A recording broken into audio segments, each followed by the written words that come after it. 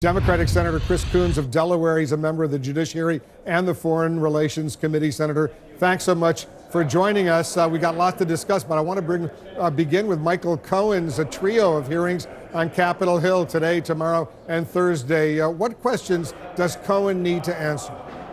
Well, Wolf, I think it's important for the American people to hear from President Trump's longtime trusted personal attorney whether or not President Trump committed crimes or ordered him to commit criminal acts while he was either a candidate or president.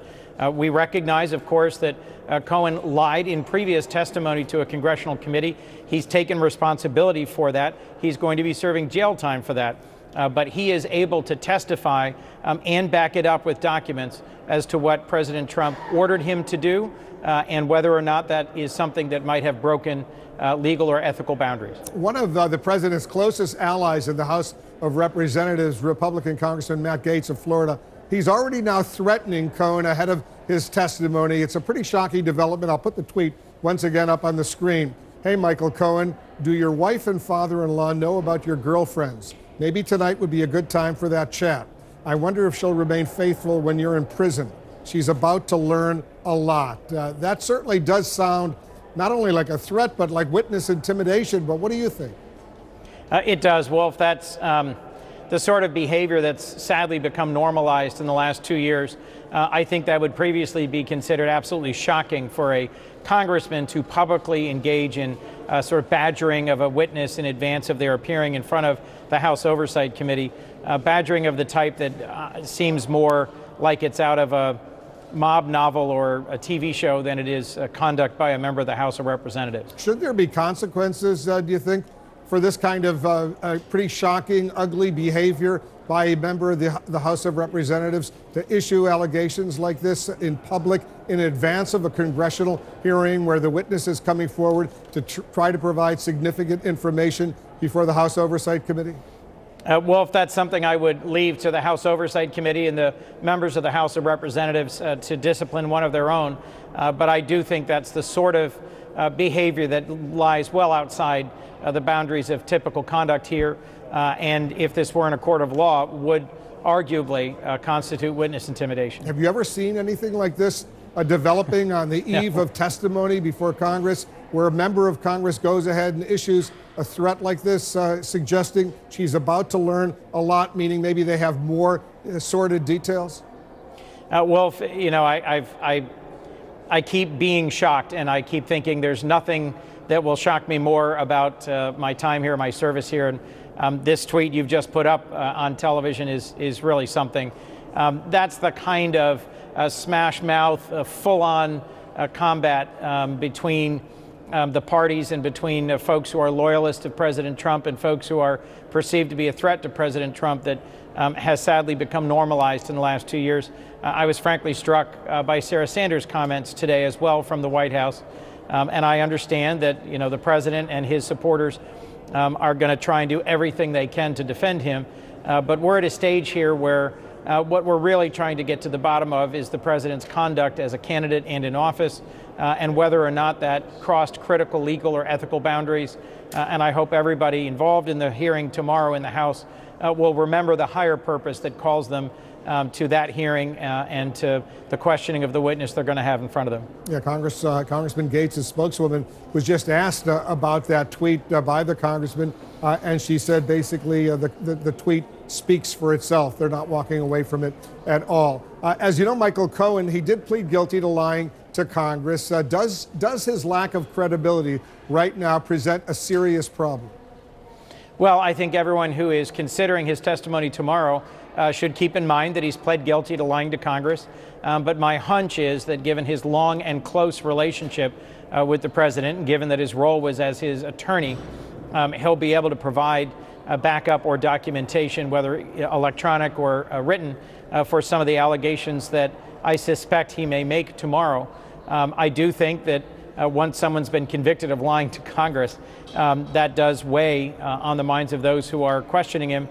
In this particular case, his unique relationship with President Trump, his real-time knowledge of what then candidate Trump did or didn't order him to do in terms of payoffs or violations of election law, or whether or not he encouraged him to undertake other actions we don't yet know about.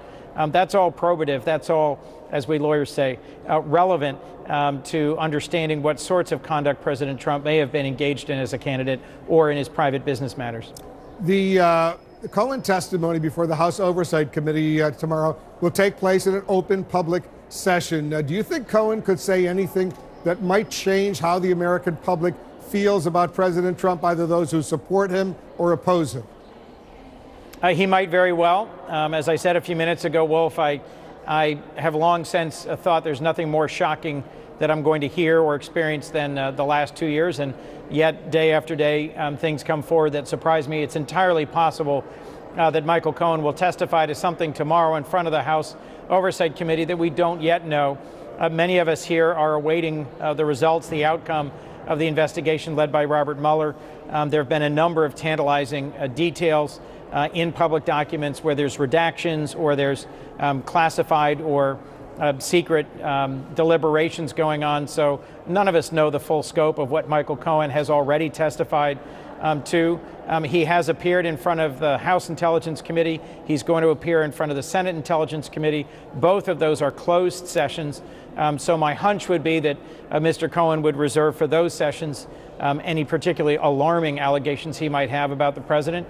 But we'll all have to wait and see what tomorrow brings. Let's talk a little bit about this summit between President Trump and Kim Jong-un. What are your expectations for this second meeting between these two leaders? Well, I'll tell you, my hope is that he will come away from a second meeting with the dictator of North Korea with more substance than the last meeting in Singapore.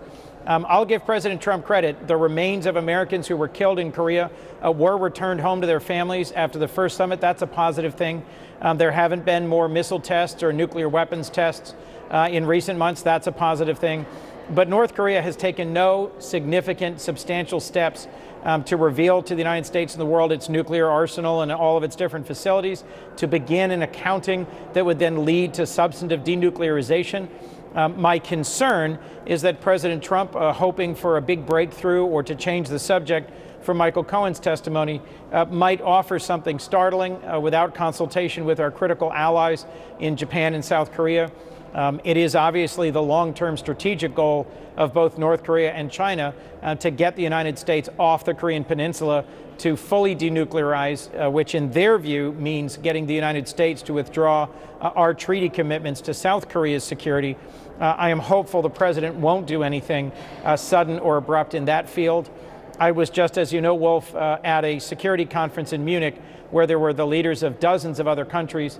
Our president's very abrupt decision to withdraw our troops from Syria, made without any consultation with our allies who had troops in combat at that moment, or with leaders in Congress, has set many people on edge as they look at this Hanoi conference and anticipate what sorts of concessions President Trump might be willing to make in order to get a positive outcome in his view. We got some more breaking news coming into the Situation Room right now. Senator, your good friend from Delaware, the former Vice President Joe Biden, now says he's very close to a decision for running for the Democratic presidential nomination. And he says, and this is the news, his family, after extensive conversations, his family is now on board with a decision to go ahead and seek the nomination. First of all, what's your reaction? And do you believe he will, in fact, announce that he's running for the nomination?